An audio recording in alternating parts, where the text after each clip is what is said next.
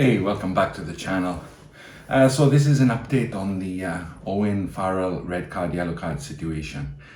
It's been carnage this week online and in the media, and World Rugby has finally pulled his finger out and has asked for a review of the review. So World Rugby is getting involved, exercising its right, which I can't remember the last time it's done this, but So just to mention, this is not a guarantee that Farrell's red card will be reinstituted and that he will receive a ban, but they just announced they're going to look at it. So who knows what's going to happen with that, and I guess everyone is waiting with bated breath to see the result. I'm not sure when they've scheduled the hearing or the meeting for, but I doubt it will be before the Ireland-England game this weekend. And incidentally, Farrell was left out of the team to play Ireland on Saturday. So that was an interesting choice. Do they know something that we don't? And have they cut a deal to include that in the ban? If he does get one, let's wait and see. As a result of World Rugby's involvement towards the end of this week, the minutes of the meeting have actually been released. That was one of the biggest issues, I think, is that they tried to maintain quite a blanket of secrecy around the review process, and at least that now has become a little bit more transparent. Information from other channels, I haven't read the review myself. Apparently they have some extra evidence which they took into consideration, namely spider cam footage, which would give them a different alternate angle of the tackle itself. And also, I'm not sure really why this is relevant, but Tim Basham is HIA, although he failed it on the day. Apparently he was okay then on the Monday before they did the review process, so the player didn't sustain any long-term injury. But I think that's beside the point, so I'm not sure if that plays any part in the ultimate decision. It shouldn't. If it did, then that's going to go against them. There's been a lot of talk this week about the media circus and the online reaction to the rescinding of Farrell's card. And it's been surprisingly negative.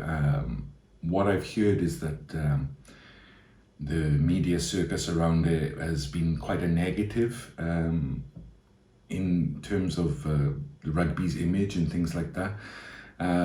But I got to be honest, I don't see it like that. The way I see it is that the rugby public spoke up and they needed to. It was an egregious or really terrible decision. And most rugby fans are quite conservative, I would say. And judging from the comments on my own channel, everyone was everyone was respectful. You know, a lot of people don't like Farrell because of his history, but you know, no one attacked him personally, I would say, just his play. And most people were quite supportive of the way that the rugby community came together to affect some action from World Rugby. And I think as rugby supporters, we need to do that more. Would World Rugby have stepped in if there wasn't such a backlash against this terrible decision? I would say probably not. So it's a net positive in my eyes. I've been kind of pleased by the way everyone is from around the world has come together to question this obviously wrong decision, and you know, backed each other up. And it's been quite a positive experience in my eyes. Obviously, you know, some people in the media and some players and coaches and things like that don't see it that way. But as far as I'm concerned, the rugby public deserves to have a voice. And if the only way we can exercise that voice is online, through YouTube videos, through Twitter, etc., that's the modern world now. That's our soapbox, you know what I mean? So if we don't have any other option, you know, we'll do it that way. So I didn't like that criticism. It's kind of turning it back around onto the fans, which I think is always a mistake. I think if anything, this incident has proved that rugby is pretty top heavy still, maybe a hangover from the amateur era. So get the fans involved more, I would say, not less, and yeah, maybe the health of the game will improve. So yeah, Farrell may be facing a ban, maybe going to miss the group stages of the World Cup, but undecided as yet. So let me know what you think, and as always, your comments are very welcome on my channel. And yeah, if you haven't done so already, please subscribe.